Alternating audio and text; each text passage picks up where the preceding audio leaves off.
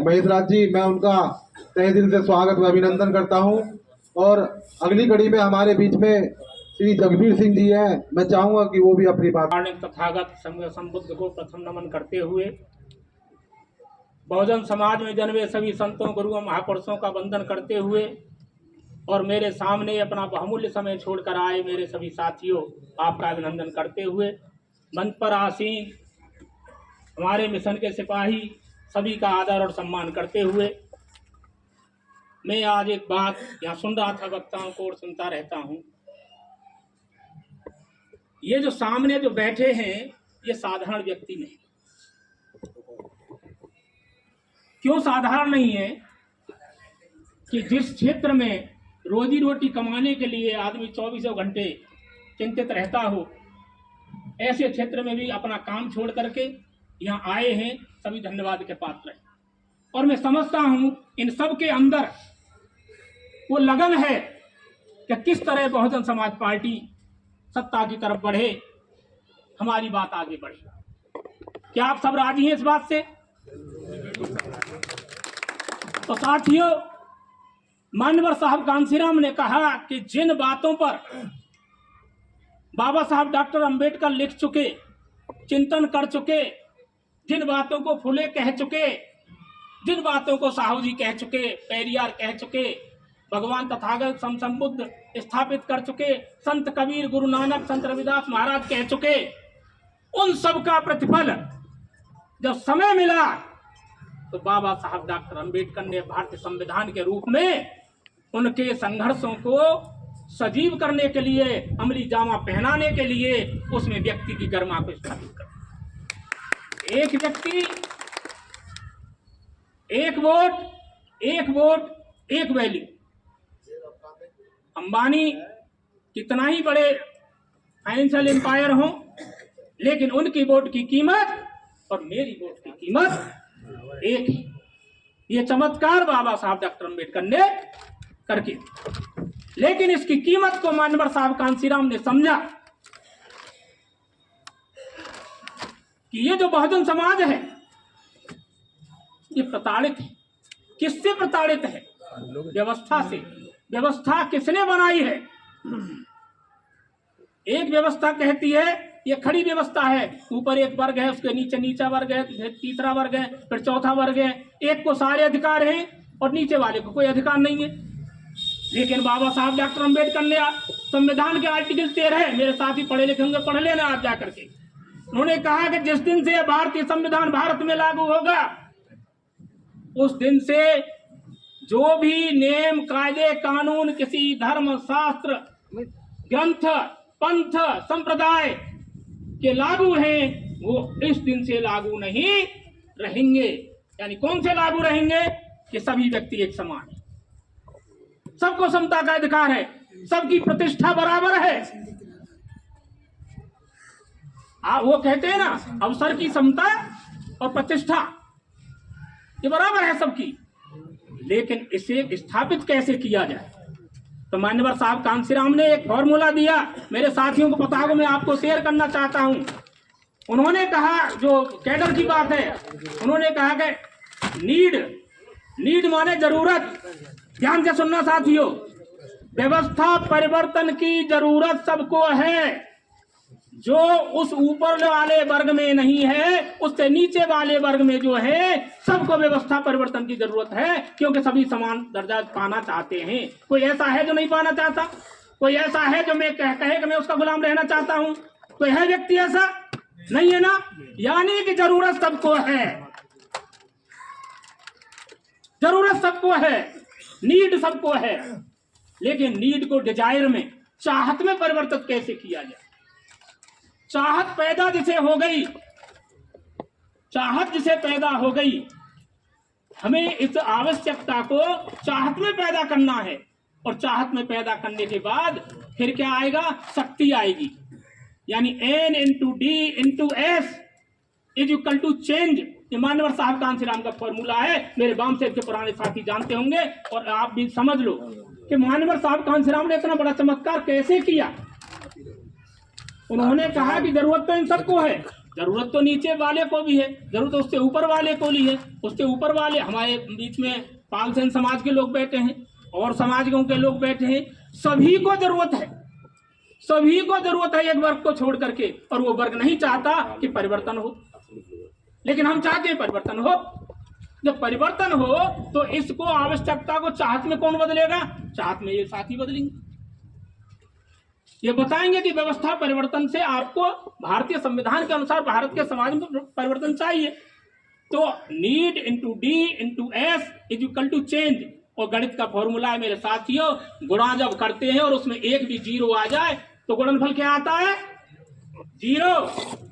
यानी 100% जरूरत है, चाहत हमने 20% भी पैदा कर दी तो हमारी स्ट्रेंथ जो है, स्ट्रेंथ किसकी चीज की होती है? स्ट्रेंथ होती है पैसे की, स्ट्रेंथ होती है जनबल की, स्ट्रेंथ होती है धनबल की, स्ट्रेंथ होती है बुद्धिबल की। तो मान्यवर साहब कांसीराम ने 3 एम पर काम किया साथियों, मैन, माइंड और मनी। आदमी चाहिए दिमाग वाला आदमी, जो दिमाग से सोच सके, दिमाग से दूसरे को बात बता सके और धन भी दे सके, जिसके पास रेगुलर फ्लो हो आमदनी का, जो सैलरीड हो या अपना धंधा हो। ऐसे व्यक्तियों का उन्होंने वामसेव नाम का संगठन खड़ा किया। आज वामसेव नाम पे जो लोग तरह तरह की दुकानें चला रहे, एक बात पूछने वामसेव वालों से आते होंगे, और सबसे ज्यादा नुकसान अगर मूवमेंट का किया है तो वामसेवियों ने किया है, जो रजिस्टर्ड वामसेव लेके घूम रहे हैं। जो वामसेव रजिस्टर्ड नहीं है वो वामसेव बहुजन समाज पार्टी, वो बहुजन। मैं 32 साल की नौकरी करके आया, 32 साल में मैंने 500 रुपए महीने की एफडी करता हूं। बहन जी के जन्मदिन पर 6000 रुपए निकलते हैं, ब्याज अपने पास रख लेता हूं। 6000 रुपए बहन जी के जन्मदिन पे मिशन मूवमेंट को देता हूं। 32 साल से करो, रिटायरमेंट के बाद भी करता हूं। और ऐसे दसियों लाख लोग हैं।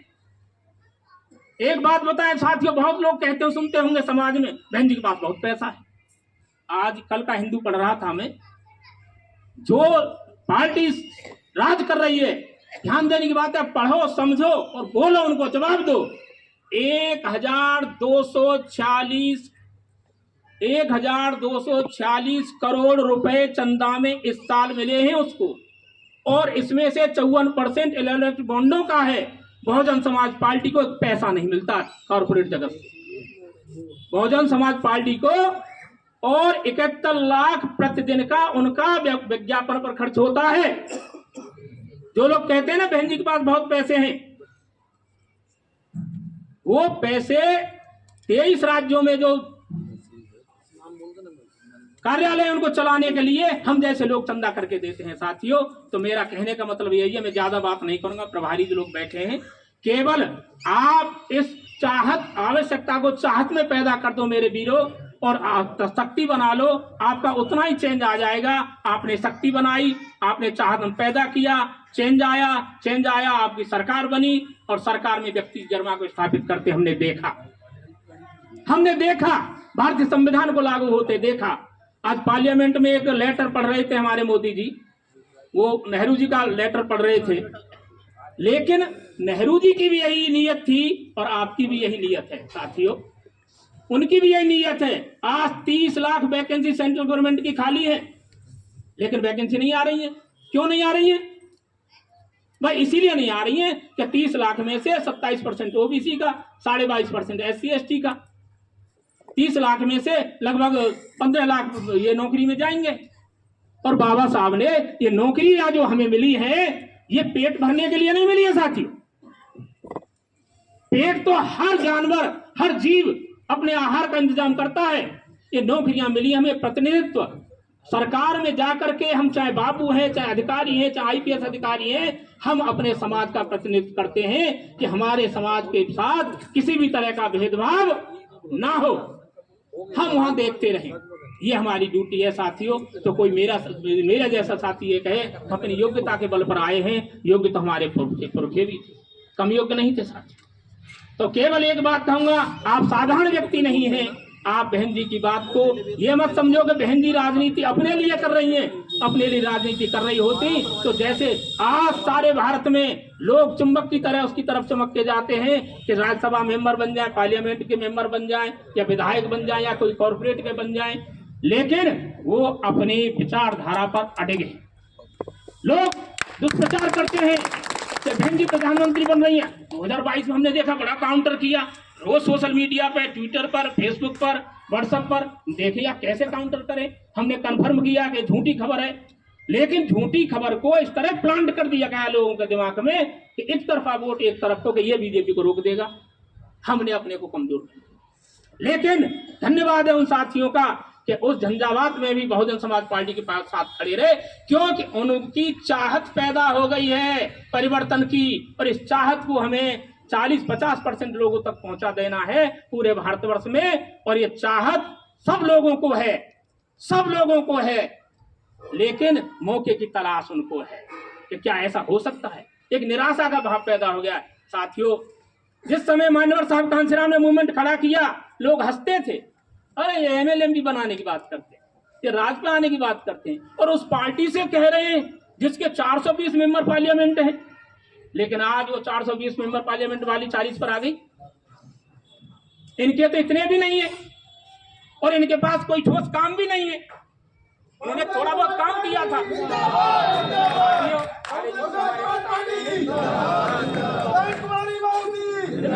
जिंदाबाद जिंदाबाद जिंदाबाद, अमर रहे अमर रहे अमर रहे